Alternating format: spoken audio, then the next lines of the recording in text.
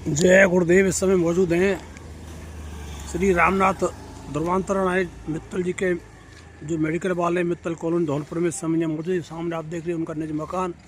आज 15 जनवरी 2026 का दिन, नव वर्ष का समय, और सामने से आप देख रहे हैं रैली जा रही है। इस समय कस्बे के अंदर से रैली निकलेगी, सागर संदेश रैली लेकर के। यहाँ के हमारे प्रेमी भाई आगे बढ़ते हुए देख रहे हैं। जय गुरुदेव। मिलन हो गया तो पैर में घुंघरू बांध के मीरा नाचने लगे। जब नाचने लग गई, उनके यानी सास ससुर ने कहा कि ये तो जवानी की दीवानी है और ये यानी राजपूत घराने में इसने जन्म लिया है, ये क्षत्रिय है और जाति के उस चमार जाटव के पास जाती है, उसको रैदास महाराज को गुरु बना रखा है। ये हमारे कुल की नाक कटवाएगी, हमारे यानी राजपूत खानदान को मिट्टी में मिलाएगी। लेकिन जब सच्चा प्रीतम मिल गया तो मीरा ने संसार की कोई परवाह नहीं की। तभी तो महात्माओं ने कह दिया कि कामी क्रोधी लालची इनसे भक्त न होय, और भक्त करे कोई सूरमा जात वर्ण कुल। जाति के अभिमान में डूबे बहुत कुलीन, नीच नीच सब तर गए जो संत चरण लो। जाति से कभी ये जाति तो यहाँ करके बनी है प्रेमी। तो माँ के गर्भ के अंदर जब भारी संकट आया, जब उस परम पिता परमात्मा को जीव ने सुमरा, तब क्या कहा कि दीन दयाल बिरद सम भारी, हरउनाथ मम संकट भारी। अब जीव माँ के गर्भ में उल्टा टंगा हुआ है, यातना भुगत रहा है। तब क्या कर रहा है दीन दयाल दीनानाथ, हे दयालु, हे प्रभु, हे दया के सागर, तू मुझ पर रहम कर, दया कर। अब की बार मैं भूल गया, लेकिन अब की बार नहीं भूलूंगा। तू मुझे काल कोटरी इस घोर नरक से जल्दी बाहर निकाल। तब क्या कहता जी, अब प्रभु कृपा करूं यही भांति, सब तज भजन करूं दिन राती। तब जीव ने क्या वादा किया प्रेमियों, जिन्होंने माँ के गर्भ से जन्म लिया, हिंदू हो, मुसलमान हो, सिख हो, ईसाई हो, ब्राह्मण हो, क्षत्रिय हो, वैश्य हो, शूद्र हो, कोई कौम कौमियत कोई धर्म हो, जिन्होंने माँ के गर्भ से जन्म लिया, सबने वादा किया कि मैं जमीन पर जाते ही कोई दूसरा काम नहीं करूंगा, 24 घंटे तेरा ही भजन। हम आप सबने वादा किया और हम आज सब वादे से मुकर रहे हैं। सबने वादा किया माँ के गर्भ के अंदर, और जब बाहर आए तो क्या हुआ। गोसाई महाराज ने क्या लिखा कि पड़े भूमि जब डावर पानी, और जिम जी गई माया लिपटा। माँ के गर्भ से जब जैसे बच्चा बाहर आया और माया की छाया ने दबोचा, और दबोचते ही माया की छाया के प्रभाव से भूल गए, बच्चा भूल गया, हम आप भूल गए। जब बच्चा धीरे धीरे बड़ा होने लगा, क्या सिखाने लगे कि बेटा दादा बोल, अम्मा बोल, मम्मी बोल, पापा बोल, ये तुम्हारी गाड़ी, ये तुम्हारा बंगला, ये तुम्हारा मकान, ये तुम्हारे मामा फूफा जीजा ताऊ, यानी भगवान के भजन के वादे की याद किसी ने नहीं दिलाई। जी फंस गया प्रेमी। उसी वादे को याद दिलाने के लिए धरती पर प्रेमियों महात्मा आते हैं। हमारे गुरु महाराज आए और गुरु महाराज ने आकर के मन से कहा, अरे बच्चे बच्चियों, हम आए हुए देश से जहाँ तुम्हारो धाम और तुमको घर पहुंचा लो एक हमारो। अरे गुरु महाराज ने, स्वामी महाराज ने कहा, अरे बच्चे बच्चियों, ये देश तुम्हारा नहीं, ये संसार तुम्हारा नहीं है, हम तुम्हारे उस सच्चे देश से आए हैं, तुम्हें घर ले जाने के लिए हम आए हैं, तुम्हें बुलाने के लिए। जब स्वामी महाराज ने क्या कहा, अरे मुख मोड़ इधर देखो। गुरु महाराज क्या कह रहे हैं कि मुख मोड़ इधर देखो, मैं तुम्हें बुलाने आया हूँ और तुम तो मुझको भूल गए, पर मैं तुमको नहीं बुलाया। स्वामी महाराज ने कहा, बच्चे बच्चियों, मैं तुम्हें बुलाने आया हूँ और तुम मुझको भूल गए हो, मैं तुमको नहीं बुलाया हूँ। मैं जानता हूँ कि तुम मेरे बच्चे हो और मेरे सच्चे देश के तुम वासी हो। तुम संसार में आकर फंस गए और तुम समझ रहे हो कि संसार हमारा। और हमारे गुरु महाराज कह रहे, अरे बच्चे बच्चियों, अगर ये संसार तुम्हारा होता तो तुम्हारे बीच से तुम्हारे दादा बाबा, तुम्हारे मम्मी पापा, तुम्हारे भाई बहन नहीं जाते, वो भी तुम्हारे बीच में रहते। जब तुम्हारे बुजुर्ग यहाँ दुनिया से चले गए, अरे बच्चे बच्चियों, एक दिन तुमको भी ये संसार छोड़ के ये तुम्हारा। तो क्या करें गुरु महाराज के मुख मोड़ इधर देखो, मैं तुम्हें बुलाने आया हूं और तुम तो मुझको भूल गए पर मैं तुमको नहीं बुलाया। जब से निज घर से आए हो, गुरु महाराज कह रहे हैं कि जब से निज घर से आए हो अपनी सुध खुद ही भुलाए हो। गुरु महाराज ने जब अपने सचखंड में निवास करते थे तब जीवात्माओं को एक काल भगवान लेकर आया। तो गुरु महाराज ने कहा, अरे बच्चे बच्चियों, आप डोरी पकड़ के, शब्द की डोरी पकड़ के नीचे जा रहे हो, शब्द की डोरी पकड़ के ऊपर आ जाना, नाम को मत भूल जाना। अब क्या कह रहे हैं, जब से निज घर से आए हो अपनी सुध खुद ही भुलाए हो।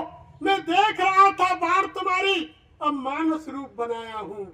मुख मोड़ इधर देखो मैं तुम्हें लवाने आया। वो मनुष्य शरीर में आए हैं और हम तुम समझ रहे हैं कि साधारण है।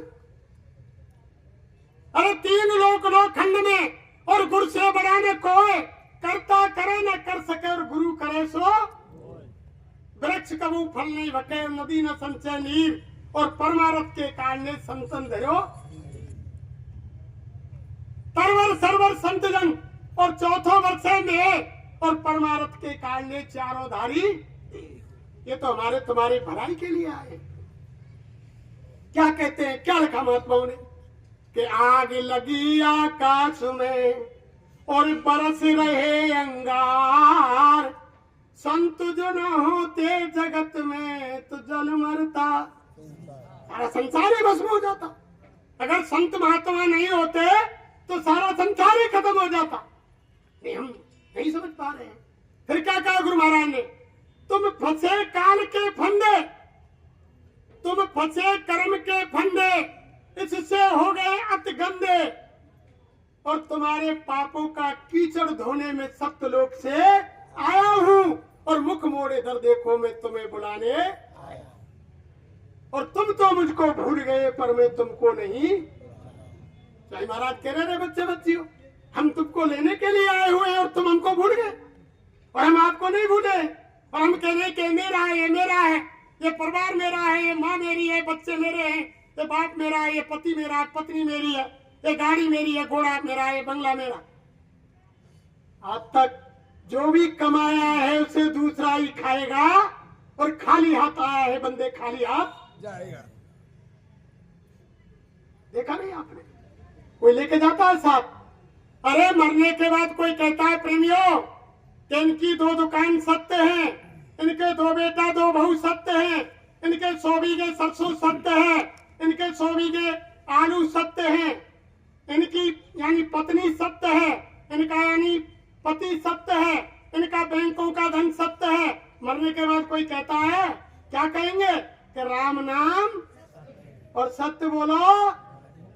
भाई कब कह रहे, जब मर जाए। जब अब वो महाराज सुन रहा है क्या, वो महाराज सुन रहा है क्या? हमारे गुरु महाराज कहते हैं, अरे तुमको राम नाम सत्य करना है तो जीते जी इसी मनुष्य मंदिर में सत्य करो। वो मरने के बाद राम नाम सत्य नहीं होता। ऐसे महात्मा की तलाश करो जो तुमको जीते जी रास्ता बताए और जीते जी उस राम नाम को सत्य कराए, तब काम बनेगा। ऐसे कैसे काम बनेगा? अब तुमने तो रामायण की चौपाई के आधार पर, जो रामायण कह रही है कि गुरु बिन भवन तरह न कोई, और जो ब्रह्म शंकर सम हुई, कि गुरु के बिना जीव की मुक्ति नहीं है। और तुमने ऐसे कोई गुरु बना लिया जिसके वारंट कट गए, घर में शादी नहीं हुई, या किसी इंसान की हत्या कर दी, या घर वालों ने डंडा देकर निकाल दिया, भेद छुपाने के लिए लाल पीले धोरे काले कपड़े रंग लिए, डाली बाल रखा लिए, और तुमने उससे जाकर ही के दंडोत बाबा मुझे चेला बना लो, चेली बना लो।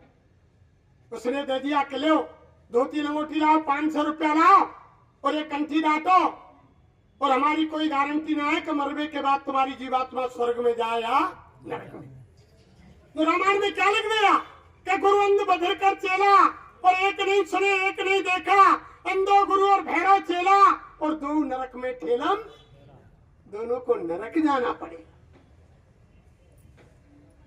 पहले महात्माओं की गुरुओं की तलाश करने के लिए भाई बहनों जंगल जंगल जाया करते थे।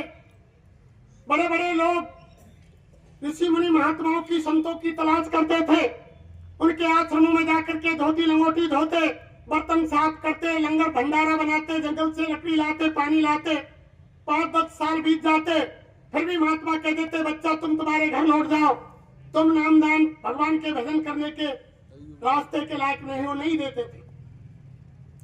आप तो घर घर में आ गए, आप तो गुरु की कोई गिनती नहीं है कि गली गली घूमत फिरे, गली गली घूमत फिरे और गुरु दीक्षा ले और नरक सुरखते का परी हमें रुपया।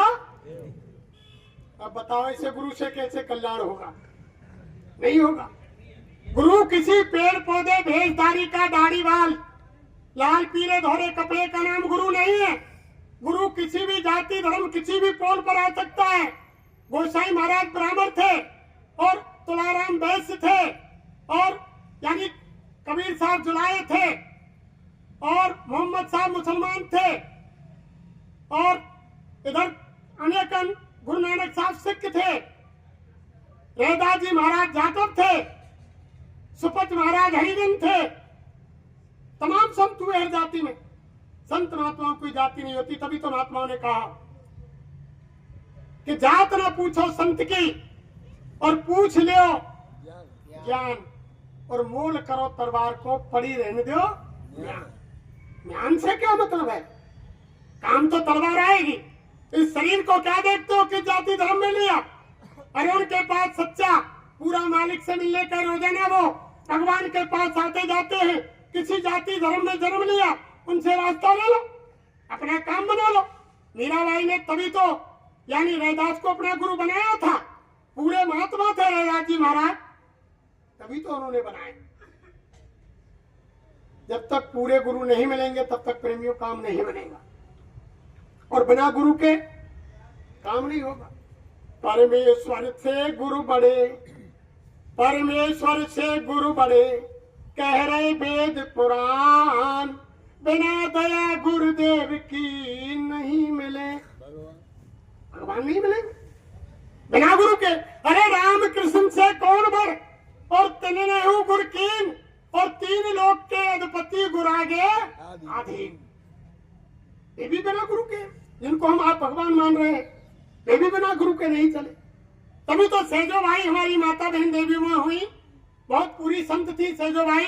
उन्होंने अपने उसमें लिखा है कि राम तजू पर गुरु न बिसारू, राम तजू पर गुरु न बिसारू, और गुरु के सब हर को न निहारू, और हर ने मोते आप छुपाए, और गुरु ने मोकू भेद बताया। वेद को बताने वाले गुरु होते हैं, महात्मा होते हैं, संत होते हैं।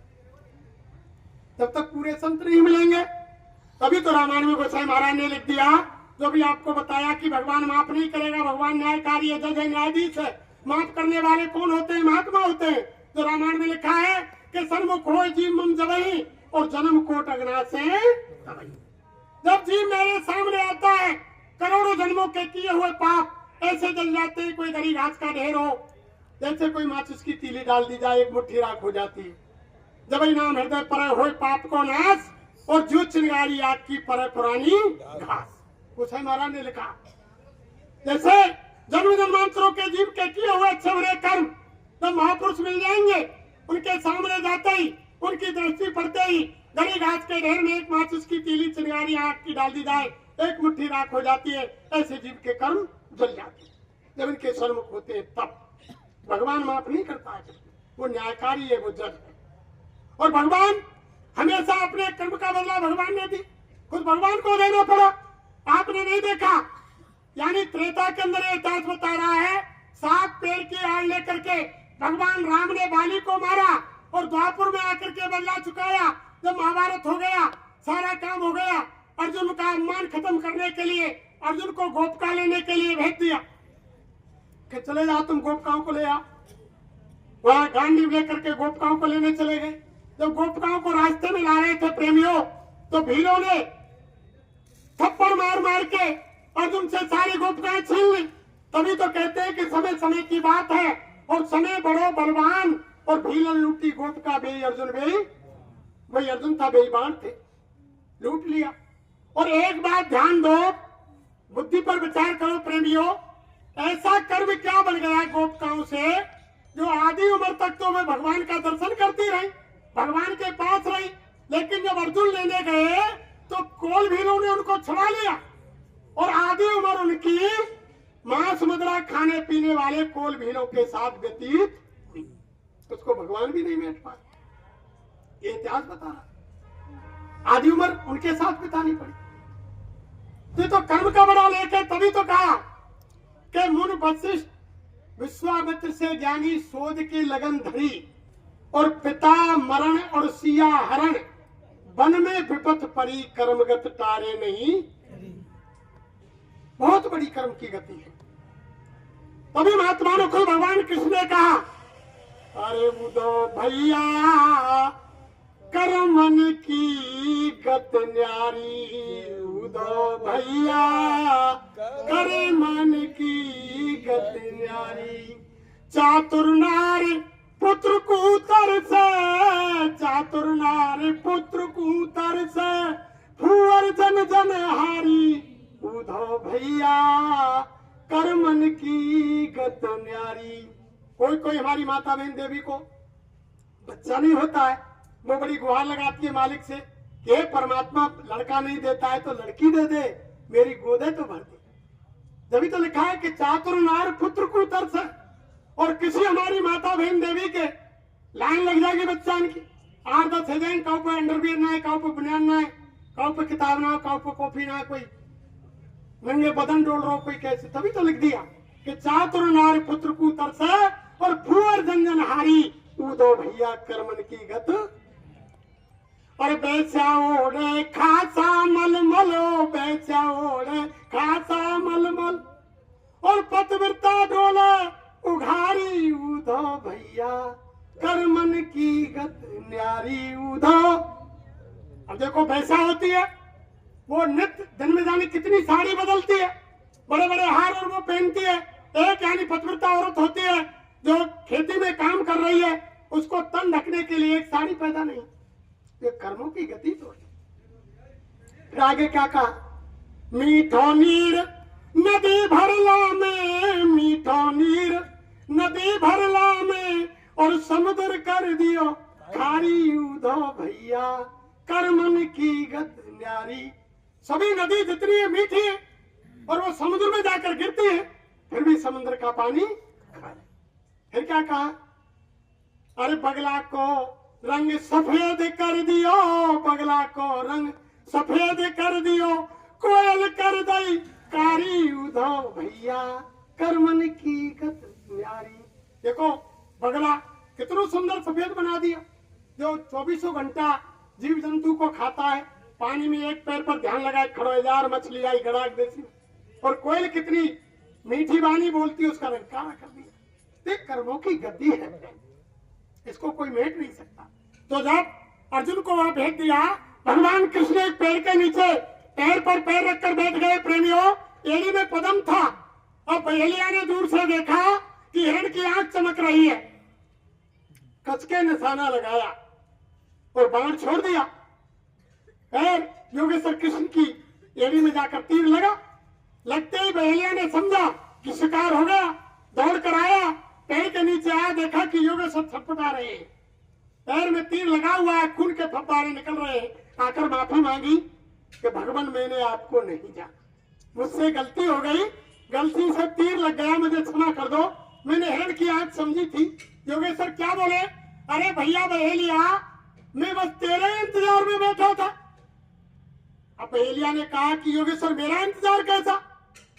अरे के भैया त्रेता के अंदर तुम बाली थे। अब भगवान योगेश्वर कह रहे हैं कि त्रेता के अंदर तुम बाली थे, मैं राम था, मैंने 7 पेड़ की आड़ लेकर के तुमको मारा था। अब तुम ये कहेंगे कि तो भगवान ने तो बहुत राक्षस मारे, उनको चुकता क्यों ना करना पड़े? अरे वे तो दूसरे के लिए मारे, निस्वार्थ मारे थे, और राक्षस धर्म की स्थापना के लिए।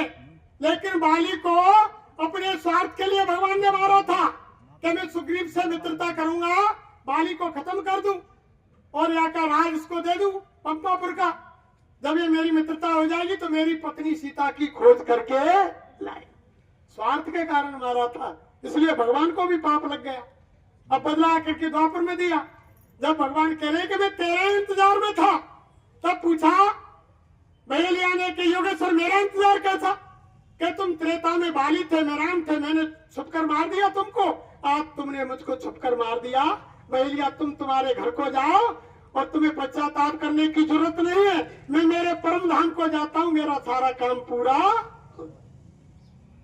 अरे प्रेमियों, जिनको हम भगवान मानते हैं, संसार में आकर के कर्म का बदला उनको देना पड़ा, तो हम आपने तो भगवान को देखा ही नहीं। क्या हमको आपको बदला नहीं देना पड़ेगा? किसी की गर्दन काटेंगे तो 10 बार कटवानी पड़ेगी, किसी की उंगली काटेंगे 10 बार कटवानी पड़ेगी, किसी को धोखा देंगे, बेईमानी करेंगे, रिश्वत लेंगे, कोई भी कर्म करेंगे, कर्म जो जो करेगा तू वही फिर भोगना बनना पड़ेगा। अरे प्रेमियों, हम आप समझ रहे हैं कि ये संसार में सब हमारे हैं, अपने हैं। अपना न या कोई अपना कहूं, किसी में अपना न या कोई, और अपना कहा जिसे भी खाया ना कोई कमाने वाला। अरे प्रेमियों देखो, महात्मा कहते हैं जो बच्चा तुम्हारे घर में जन्म ले रहा है वो अपने कर्म का कर्जा चुकने के लिए आया। तुम्हारे घर में जो बच्चा आएगा वही आएगा जिसके कर्म का कर्जा तुम्हारे और उनके ऊपर है। घर में जो बच्ची जन्म लेगी वही आएगी जिसके कर्म का कर्जा है। तुम्हारे घर में बाहर से जो बच्ची बहू बन के आएगी वही आएगी जिसके कर्म का कर्जा है। तुम्हारी बच्ची उसी घर में बहू बन के जाएगी जहां उसके कर्म का लेना देना है। महात्माओं ने कहा, महात्माओं ने यही कहा, यानी जिसके जिसके कर्म का कर्जा है वो हर जीव चुकाने के लिए है। मिले मिलाए बेमिले, और जिनके पहले मेल और बिना मेल मिलते नहीं, ये कर्मन के ये सारा कर्मों का खेल है। और हम आप समझ रहे हैं कि हमारा है हमारा।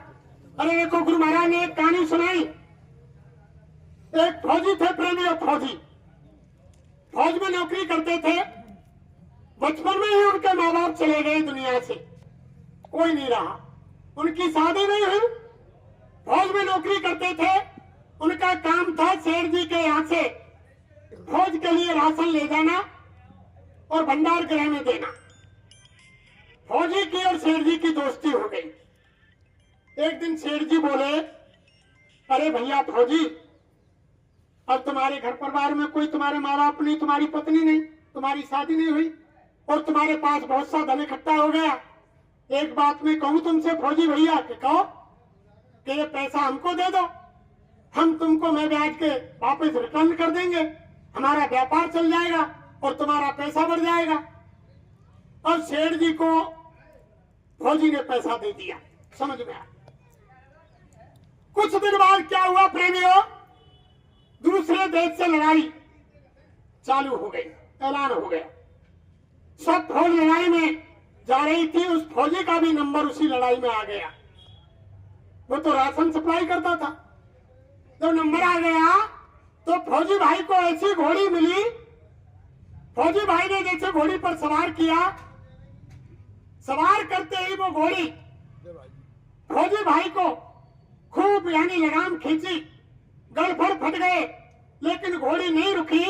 जो सीमा बंदी हुई थी युद्ध की, उसको पार करके दुश्मन के गोल के भीतर चली। दुश्मनों ने घेर करके घोड़ी भी खत्म कर दी और फौजी भाई भी खत्म। तब सेठ जी के पास दूसरा भाई राशन लेने के लिए पहुंचा। सेठ जी ने पूछा कि भैया आप तुम क्यों आए हो, वो भाई क्यों नहीं आए फौजी? तब उन्होंने कहा कि भैया कल वो लड़ाई में गए थे, उनका भी नंबर आ गया, ऐसी बदतमीज घोड़ी मिली जो जबरन उसको दुश्मन के गोल में ले गई, और फौजी भी भैया भी खत्म हो गया और घोड़ी भी। अब सेठ जी को बड़ी खुशी हुई कि धन नहीं देना पड़ेगा, लेने वाला यानी चला गया और हमारा व्यापार भी बढ़ गया। बड़ी खुशी हुई उसको। और कुछ दिन बाद क्या हुआ प्रेमियों, उनके घर में कोई बच्चा नहीं था। अब उनके घर में एक बच्चा पैदा हुआ 9 महीने बाद। जब बच्चा पैदा हुआ, सेठ जी के पास धन अपार था। जब धन अपार था तो उसको खूब लिखाया पढ़ाया बाहर। जब वो लिख पढ़ के आ गया, शादियों हो गया, तो बड़े धूमधाम से शादी करी सेठ जी। अब शादी करते ही घर में बहुरानी आ गई। अब बहुरानी आते ही सेठ जी के बच्चे को ऐसी बीमारी लगी कि रात दिन इलाज कराते कराते कराते कराते घर का सारा धन बच्चे के इलाज में लग गया। अब जो कोई कहे कि उस वैद्य के पास ले जाओ, हकीम के पास ले जाओ, डॉक्टर के पास ले जाओ, उस सियाने के पास ले जाओ, अब सेठ जी मरता क्या ना करता, जो कोई कहे सेठ जी वही ले जाते। बीमारी का अंत नहीं हो रहा था, सेठ जी दवाई खिलाते दिखाते दिखाते सारा पैसा खत्म हो गया। तो एक दिन एक महात्मा आ रहे थे रास्ते में, सेठ जी दिखा करके आ रहे, तो सेठ जी को उदास देखा तो महात्मा जी ने पूछा कि भैया क्यों उदास हो सेठ जी? कि महाराज क्या करें, ये बच्चा ठीक ही नहीं हो रहा है।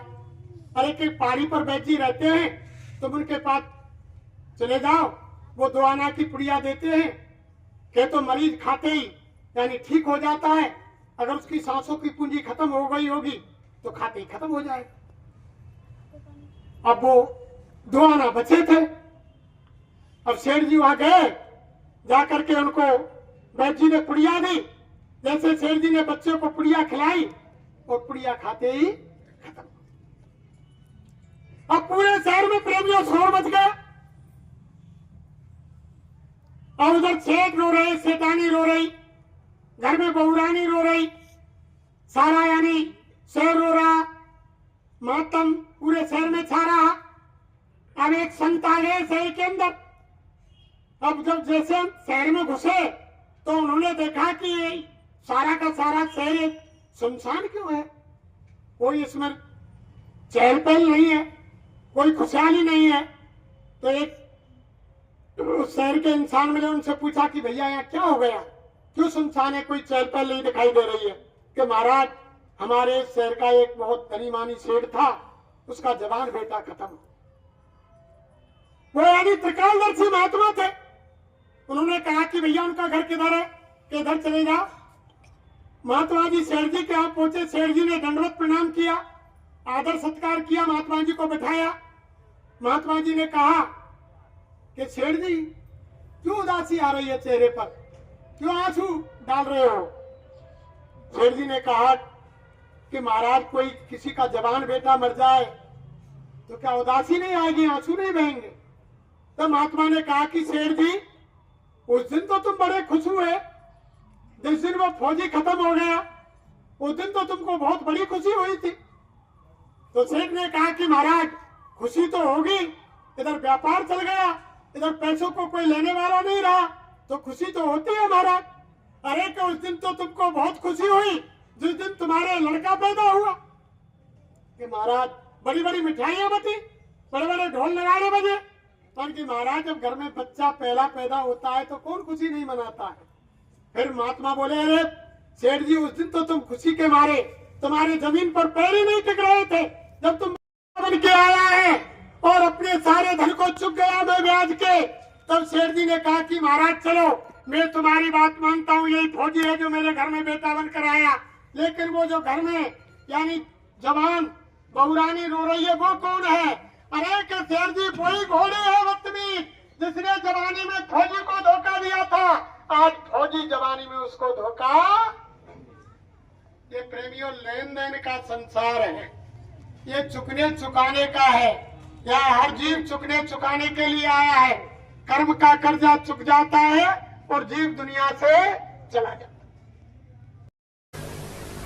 ब्याह शादी में ये क्षत्रिय और ये ब्राह्मण उन छोटे लोगों के काम कपड़ा देना, ये देना, वो देना, अनाज देना, दूध देना और फिर घी देना, लकड़ी देना, किसी तरह की छोटे को कोई तकलीफ नहीं हो पाती थी। हमने देखा कोई छोटों के साथ अन्याय तो कर ले, हम देखते थे तो हमने देखा 3 साल सत्याग्रह देखा।